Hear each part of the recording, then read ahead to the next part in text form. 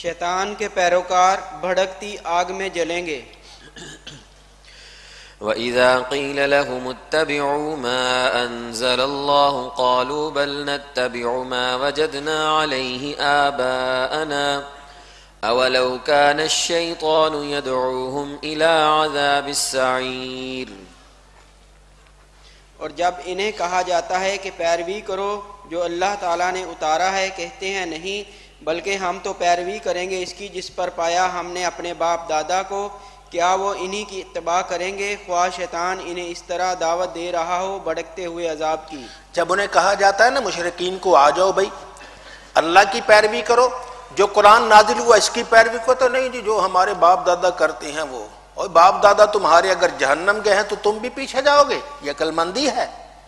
انہوں نے تو اپنی عمر ضائع کر دی، انہوں نے تو اللہ کی نافرمانی کر کے اپنا سب کچھ ضائع کر دیا، اس کے پیچھے چلو گے؟ اپنا بچانا نہیں ہے تم نے۔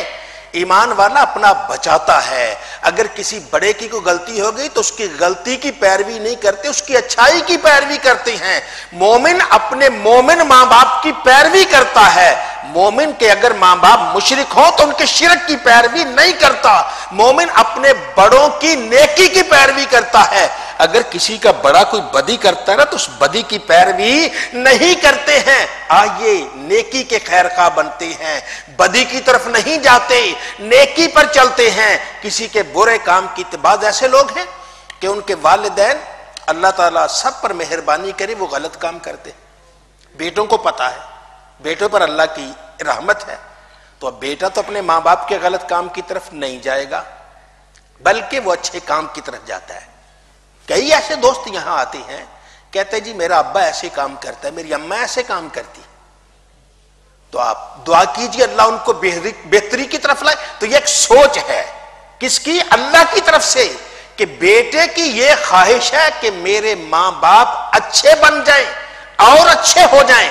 آئیے ان کی اچھائی کی پیروی کرتے ہیں، اگر زندہ ہو تو ان کے لیے مزید دعا کرتے ہیں، یا اللہ میرے ماں باپ کو اور اچھا کر دے، یا اللہ میرے ماں باپ کو اور اچھا کر دے۔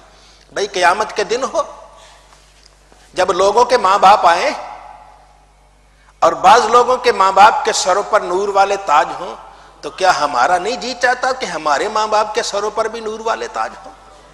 ہر ایک کا جی چاہتا ہے۔ تو اگر جی چاہتا ہے تو ان کی اتباع نیکی میں کرتے ہیں، ان کے لیے دعا کرتے ہیں، ان کے لیے استغفار کرتے ہیں۔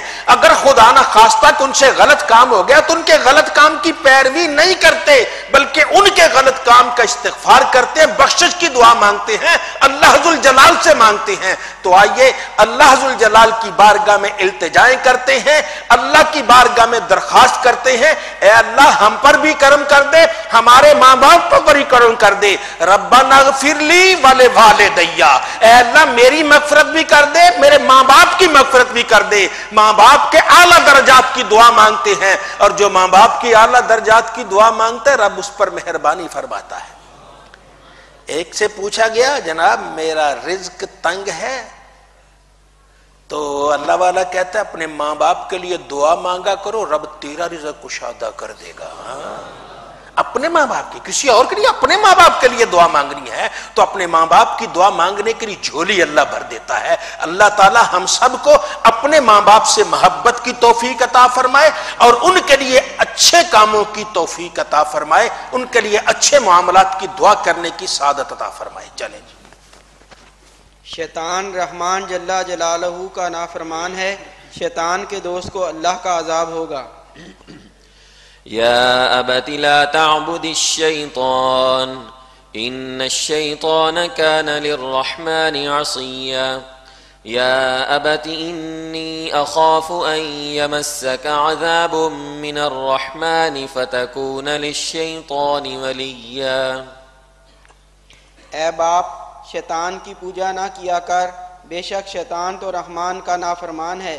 اے باپ میں ڈرتا ہوں کہ کہیں تجھے پہنچے عذاب خدائے رحمان کی طرف سے تو تو بن جائے شیطان کا ساتھی۔ ہاں تو یہ حضرت ابراہیم علیہ السلام اپنے چچا کو بھی ابا کہا کرتے، ابا یہ شیطان کی پوجا نہ کیا کر، بے شک شیطان تو رحمان کا نافرمان ہے. جو رحمان کا نافرمان ہے، اللہ کا نافرمان ہے، اس کی پوجا کیوں کرتے ہو؟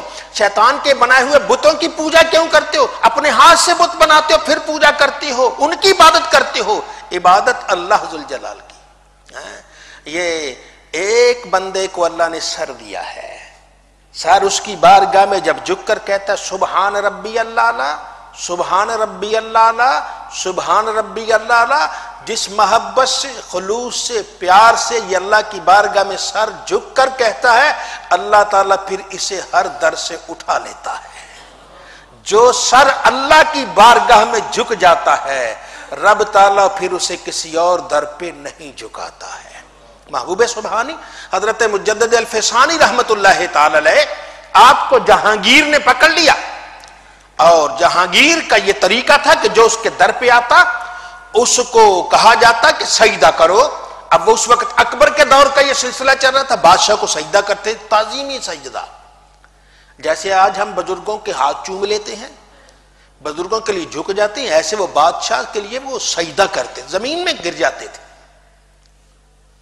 اب حضرت مجدد الفسانی رحمت اللہ کو لایا گیا، آپ آتے ہی السلام علیکم، آپ نے السلام علیکم کہا. بادشاہ نے چند باتیں پوچھی، متاثر ہو گیا. اب جو حاسدین تھے انہوں نے دیکھا معاملہ الٹ ہو گیا ہے، ہم تو بلایا تھا کسی اور کام کے لیے، بادشاہ تو متاثر ہو گیا ان کی باتوں سے. کسی نے کہا بادشاہ اس نے سجدہ نہیں کیا. اب بڑے دربار میں کسی نے کہہ دیا بادشاہ، اب بادشاہ کو بھی ذرا اکڑ آ گئی، ہاں بھائی سجدہ کیوں نہیں کیا؟ آپ میں سجدہ اللہ کے علاوہ کسی اور کے لیے نہیں ہے، سجدہ تو خدائے بزرگوں برتر کے لیے ہے. اتنا کہا تو پھر وہ قائل ہونے لگا. تو کسی نے کہا جی یہ دیکھو جی یہ تو معاملہ سلطنت کا ہے، اگر یہ سجدہ نہیں کرے گا تو سب کا معاملہ گڑبڑ ہو جائے گا. بادشاہ نے دیکھا کہ اب یہ لوگ خراب کر رہے ہیں. سامنے کھڑکی تھی، کھڑکی ذرا چھوٹی تھی. بادشاہ نے کہا اس کو یہاں سے لاؤ، اس کھڑکی سے گزارو. تک کھڑکی سے گزرے گا سر نیچے ہو جائے گا، میں کہوں گا بس سجدہ ہو گیا، معاملہ یہیں ٹال دوں گا. لیکن اس وقت محبوب سبحانی اللہ تعالی کی رحمت سے کسی اور معاملے میں تھے. وہ اسلام کو اجاگر کر، جب وہ داخل ہوں گے تو اپنے پہلے اس کھڑکی سے اپنے پاؤں اندر داخل کر دیے. اب بادشاہ کو غصہ آ گیا، کہتا پکڑ لو اسے، جیل میں دے دو، گوالیار کے قلعہ میں اسے بند کر دو. وہ ان کی سب سے سخت جگہ تھی جہاں ان کو اذیتیں دیتے ہیں. جیسے آج کل وہ جیلیں بنی ہیں باہر، دوسرے کیوبا میں بنی ہیں، دوسرے یہ غیر ملکی ایسے کرتے، گوالیار کے قلعہ میں اسے بند کر دو. اب گوالیار کے قلعہ بند کر دیا، 2 سال آپ کو وہاں رکھا گیا. اب وہاں بھی عجب معاملہ ہے. یہ بھی ایک دیکھیے کہ نماز تو ہم جہاں چاہیں پڑھ سکتے ہیں، نماز کے لیے ہمیں حکم ہے نماز پڑھیں، 5 نمازیں جہاں چاہیں. مسجد میں اگر جاتے دقت ہے، کوئی نہیں جانے دیتا، کوئی ایسا معاملہ ہے تو کمرے میں پڑھ لیں. اگر 2-4 آدمی ایک امام بن جائے، پیچھے مقتدی بن جائے. لیکن جمعہ ایسے نہیں ہوتا، جمعہ جامعہ مسجد میں ہوتا ہے. جمعہ کے لیے ایک ہے اذن عام، کہ جمعہ ایسی جگہ ہونا چاہیے کہ ہر آدمی کو وہاں جانے کی اجازت ہو، کہ جو آدمی جمعہ پڑھنا چاہتا ہے پڑھ لے. اب جیل میں تو ہر آدمی کو جانے کی اجازت ہے، جیل میں جمعہ نہیں ہوتا. اب وہ بیان کرتے ہیں کہ حضرت مجدد الفسانی رحمۃ اللہ جب جمعے کا وقت آتا، بسم اللہ شریف کر کے قدم اٹھاتے، دیواروں سے ہو کر جامع مسجد میں چلے جاتے، جمعہ پڑھتے، جمعہ پڑھ کے پھر ایسے جیل میں آ جاتے. لو بھائی یہ جیل ہے ان کی. ایسے گئے، دیوار سے گئے اور گگار سے جمعہ جا کے پڑھا، جمعہ جا کے پڑھ کے واپس آ گئے. یہ بعض چیزیں ہیں ہماری عقل سے ورا ہوتی ہیں، ہم ان کا انکار کر دیتے ہیں. ہمارا دین عقل پہ نہیں، ہمارا دین زبان محمد مصطفیٰ پر ہے، نبی کریم صلی اللہ علیہ وسلم کی زبان پر ہے. تو سرکار دو عالم صلی اللہ علیہ وسلم نے تو یہ چیزیں ہمیں بتا دی ہیں کہ ایمان والا ہے، یہ چیزیں اس کے سامنے کوئی حیثیت نہیں رکھتی ہیں. ایمان والا جب اللہ کی رحمتوں سے لبریز ہوتا ہے، اگر وہ جانا چاہے تو یہ دیواریں اس کے لیے حائل نہیں ہیں، دیواروں سے گزر کبھی وہ چلا جاتا ہے. تو یہ حضرت مجدد الفسانی رحمۃ اللہ ایسا کرتے تھے. یہ اس امرتسر میں، جلندھر میں کہیں کوئی مناظرہ ہو رہا تھا اب مناظرہ ہوتے ہی وہ مسلمان اور غیر مسلم کے درمیان تھا معراج کے سلسلے میں. تو معراج کے سلسلے میں اس وقت جو اس کا نظریہ تھا تو اس کے مطابق وہ کہہ رہا تھا جی یہ آسمان ٹھوس چیز ہے. جو غیر مسلم کہہ رہا تھا یہ ٹھوس چیز سے ایسے نہیں گزر سکتی. یہ بھی ٹھوس ہے یہ بھی ٹھوس ہے, یہ ٹھوس ایسے ٹھوس سے نہیں گزر, یا یہ ٹوٹے گی یا یہ ٹوٹے گی تب گزرے گی. ٹھوس اپنے ٹھوس کے اندر سے نہیں گزرتی.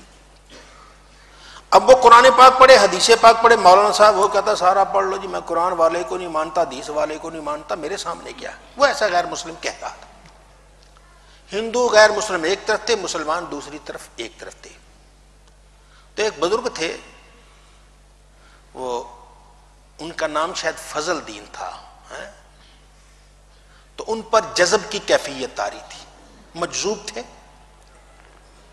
تو ان کو فضل دین تھا تو نام لوگ پھلا پھلا, جیسے نام بگاڑ کے نا لوگ ان کو سائیں پھلا ایسے کہتے تھے.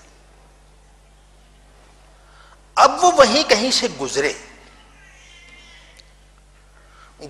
ہی انہوں نے پوچھا یہ کیا ہو رہا ہے.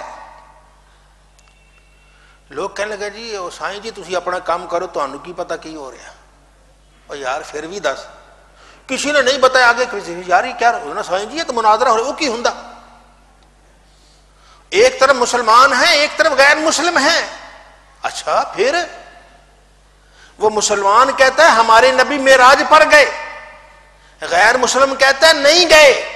کیوں؟ اس لیے کہ ٹھوس چیز سے, آسمان ٹھوس ہے, ٹھوس سے نہیں گزر سکتی, یا یہ ٹوٹ کے جائے گی یا یہ ٹوٹ کے جائے گی.